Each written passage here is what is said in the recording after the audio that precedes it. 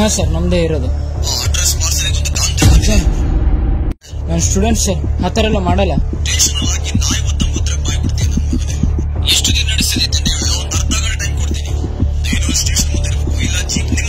Station ಇಂದ phone ಮಾಡಿ ಕಣ, ಏನೋ ಗಾಂಜಾ ಗಿಂಜಾ ಅಂತಿದಾರ, ಭಯ ಬರ್ತಿದೆ. ಮತ್ತೆ ಪೊಲೀಸರು ಫೋನ್ ಮಾಡ್ತಿದಾರ. ಹೇಳು ಏನತ್ತು? ಸರ್ ಸರ್ ಪ್ಲೀಸ್ ಸರ್, ಅಷ್ಟು ಅಮೌಂಟ್ ನನ್ನ ಹತ್ರ ಇಲ್ಲ ಸರ್. 15,000 ಕೇಳ್ತಿದಾರ ಮಗ. ಎಲ್ಲಿಂದ ತರ್ಲಿ, ಹೆಂಗ ತರ್ಲಿ ಮಗ? ನಮ್ಮ ಅಣ್ಣನ್ ಕೇಳ್ರಿ, ಅಮೌಂಟ್ ಕೊಡ್ತಾನು. ಮಗ, ನಿಮ್ಮ ಅಣ್ಣ ಕೊಟ್ಟಿದ್ದ 15,000 ಕೊಟ್ಬಿಟ್ಟೆ ಕಣ. ಹೆಂಗ ಬಚಾವಾದೆ ಮಗ.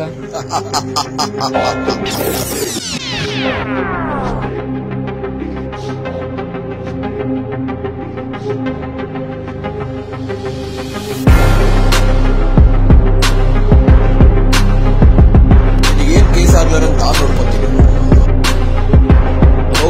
ಪೊಲೀಸ್ ಸ್ಟೇಷನ್ ಇಂದ ಮಾತಾಡ್ತಿದ್ದೀನಿ, ವೀರೇಶ ಮಾತಾಡ್ತೀನಿ. ನೋಡಿ, ಇತ್ತೀಚೆಗೆ ಹಲವಾರು ಜನ ವಂಚನೆ ಮಾಡೋ ಉದ್ದೇಶದಿಂದ ಮನೆಗಳಿಗೆ ಪಾರ್ಸಲ್ ಬಂದ್ರೆ ಅದರಲ್ಲಿ ಡ್ರಗ್ಸ್ ಇದೆ, ಗನ್ ಇದೆ, ಕೆಮಿಕಲ್ ಇದೆ ಅಂತ ಹೆದರಿಸಿ ನಿಮ್ಗಳಿಗೆ ಫೋನ್ ಮಾಡಿ ನಾವು ಪೊಲೀಸವರು ನಮ್ಗೆ ಹಣ ಕೊಡಿ ಅಂತ ಹೇಳಿ ಡಿಮ್ಯಾಂಡ್ ಮಾಡ್ತಾರೆ. ಈ ತರ ಡಿಮ್ಯಾಂಡ್ಗಳಿಗೆ ಪಬ್ಲಿಕ್ ಯಾವುದೇ ಕಾರಣಕ್ಕೂ ಹೆದರ್ಕೋಬಾರ್ದು. ಇದು ಪದೇ ಪದೇ ಈ ರೀತಿ ಮಾಡಿ ನಿಮ್ಮ ಹತ್ರ ಅಕೌಂಟ್ ಮೂಲಕ ಹಣವನ್ನ ಹಾಕಿಸ್ಕೊಳ್ತಾರೆ. ಇದಕ್ಕೆ ಯಾವುದೇ ಕಾರಣಕ್ಕೂ ಆಸ್ಪದ ಕೊಡಬಾರ್ದು. ಈ ರೀತಿ ನಿಮ್ಗೆ ಫೋನ್ ಬಂದಿದ ತಕ್ಷಣ ಪೊಲೀಸರಿಗೆ ತಿಳಿಸ್ಬೇಕು. ಆ ಮಾಹಿತಿಯನ್ನ ಇಮಿಡಿಯೇಟ್ ಆಗಿ 1930 ಯಾವ್ದಾದ್ರು ಸೈಬರ್ ಕ್ರೈಮ್ ಅಫೆನ್ಸ್ ಅದು ಈ ತರದ್ ಬಂದಾಗ ನಿಮಗೆ 1930ಗೆ ಇಮಿಡಿಯೇಟ್ ಆಗಿ ಫೋನ್ ಮಾಡಿ ತಿಳಿಸ್ಬೇಕು.